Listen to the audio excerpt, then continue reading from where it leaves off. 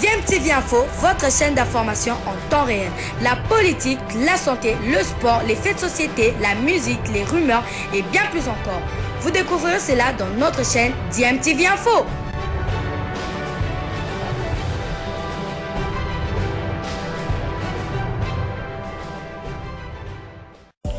Vous êtes sur DMTV, bonjour ou bonsoir, tout dépend de l'heure à laquelle vous nous suivez. Tout plaisir est pour nous de vous retrouver, mais surtout de savoir que vous êtes nombreux en train de suivre votre chaîne YouTube DMTV. DMTV qui vous propose l'actualité, vous propose également des analyses et des réflexions sur des sujets d'actualité, sur des faits sociaux, tout simplement sur des réalités que nous observons ici chez nous en République démocratique du Congo.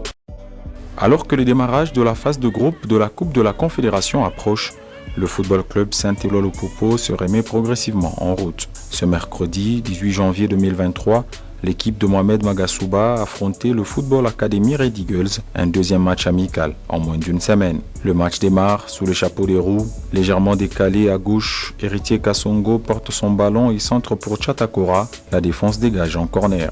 Katerega s'applique et envoie la balle au point de pénalty où il n'y a malheureusement personne pour répondre. À la 5e minute, 11 minutes plus tard, Chatakora sollicite Badibanga sur un coup franc excentré à gauche. Le gardien s'en sort sans dommage. De quoi piquer les Eagles qui repliquent avec quelques situations coup sur coup. Omosola s'illustre jusqu'à sa sortie suite à un coup reçu. Une première mi-temps animée mais qui reste stérile au tableau d'affichage grâce à deux très bons gardiens sur leur ligne. La seconde période continue sur ce beau rythme. À la 57e minute, sur coup franc à plus de 20 mètres, légèrement excentré pour les cheminots, Kelvin Ouga s'applique et envoie un missile totalement hors des portées de Badibanga. 1-0.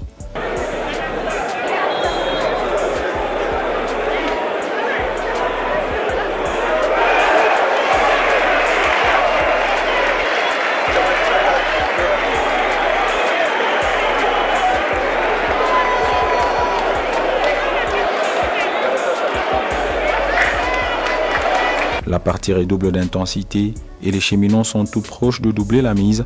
Kelvin Ouga met de nouveau la puissance sur coup franc.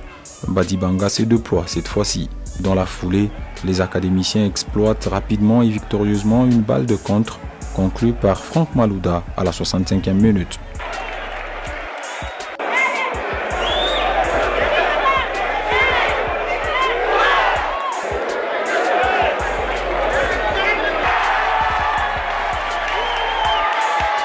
Pour se sortir définitivement du piège des Eagles, les protégés du boss Jacques Kaboula Katoué se sont appuyés sur Junior Bayano.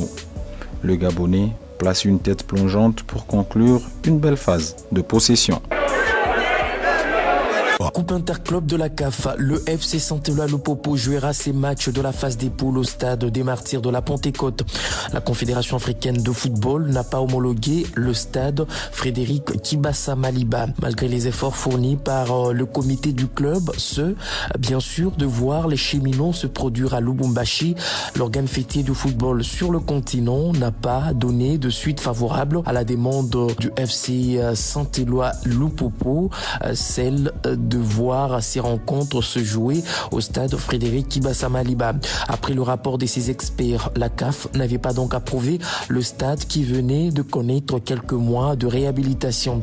Le Popo, je rappelle, va donc se déplacer pour le premier match de la phase des groupes au stade Mandela. Ça sera en tout cas pour défier l'USM Alger en Algérie avant de recevoir Marumo Galant de l'Afrique du Sud quelques jours plus tard à Kinshasa au stade des Martyrs de la Pentecôte. Restons sur le continent pour parler du championnat d'Afrique des Nations 2022. La compétition se poursuit en Algérie, vous le savez. Elle a démarré depuis le 13 janvier dernier. Elle va donc se poursuivre jusqu'au 5 février prochain. Après donc 2 matchs, les Léopards à prime de la RDC ne comptent que 2 points et une 3e place au classement. Un début du CHAN difficile et les Fauves congolais ont donc la lourde mission d'aller chercher la qualification lors du 3e match prévu le dimanche 22 janvier prochain face au Sénégal. Mercredi 18 janvier, vous le savez, les Léopards de la RDC ont donc enregistré le 2e nul face à la Côte d'Ivoire et malgré ce résultat, ils sont restés optimiste. Nous avions croisé quelques-uns dans la zone mixte. On écoute d'abord Jean-Marc Makossou Mondele qui était bien sûr à la pointe de l'attaque. Nous voulons continuer. Le chemin est encore long. Nous acceptons sportivement ce résultat. Maintenant, il faut s'y projeter vers le 3e match. La qualification passe par l'union, la motivation et la détermination. Je sais que ce n'est pas facile, mais nous allons travailler et améliorer ce qui n'a pas marché face à la Côte d'Ivoire pour passer. C'était là Jean-Marc Makossou Mondele qui avait donc démarré la partie face aux éléphants A' de la Côte d'Ivoire. Lui était à sa première sortie dans cette compétition avec la RDC. Il s'appelle Obed Mayamba Mokokiani. Il ne pense qu'à la qualification. L'attaquant de l'AS Maniema Union de Kindu, ancien de l'AS V-Club de Kinshasa, pense qu'il faut juste travailler la finition. C'est une compétition. Nous restons déterminés et nous allons travailler pour le 3e match. Il faut qu'on gagne cette rencontre. Il nous faut travailler la finition et nous allons nous qualifier. Obed Mayamba Mokokiani est pour commencer à préparer ce match décisif prévu le dimanche 22 janvier à 20h. En tout cas, pas de séance tactique.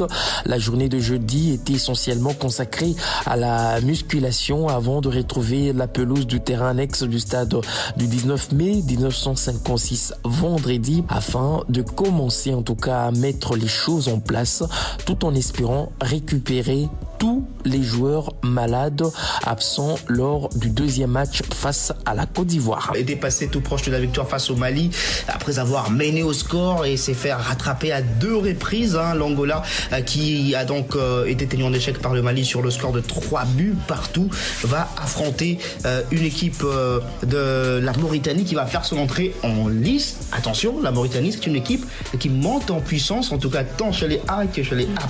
Cette équipe mauritanienne avait battu la Côte d'Ivoire en amical sur le score de 3-0, donc une équipe à prendre très au sérieux. Et le programme prévoit à 20h le match Congo-Brazzaville contre Niger. Ça sera pour le compte bien sûr du groupe E. Voilà, le Congo-Brazzaville, comme l'RDC d'ailleurs, n'a pas montré une très belle image lors de sa première journée face au Cameroun. Le Camerounais pouvait gagner avec un écart un peu plus large que le 1-0. C'est le score qui avait sanctionné cette rencontre de la première journée. Et le Congo aura donc l'occasion de se relancer contre le Niger. Bon, ce n'est pas une très grosse équipe sur papier, mais attention au piège puisque aujourd'hui on a vu la RDC qui semblait partir favorite de son groupe n'a pas su gagner ses 2 premiers matchs, donc c'est compliqué la tâche.